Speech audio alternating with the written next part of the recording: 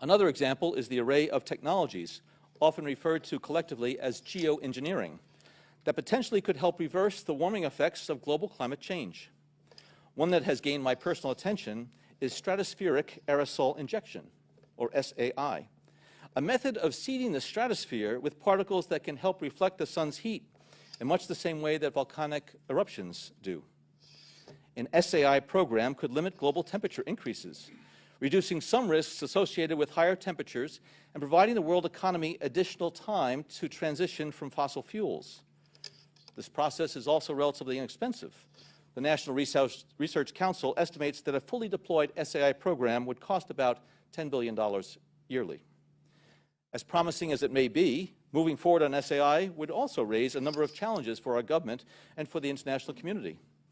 On the technical side, greenhouse gas emission reductions would still have to accompany SAI to address other climate change effects, such as ocean acidification, because SAI alone would not remove greenhouse gases from the atmosphere.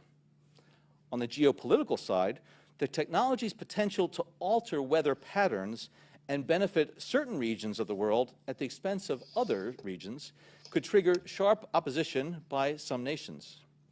Others might seize on SAI's benefits and back away from their commitment to carbon dioxide reductions. And as with other breakthrough technologies, global norms and standards are lacking to guide the deployment and implementation of SAI and other geoengineering initiatives.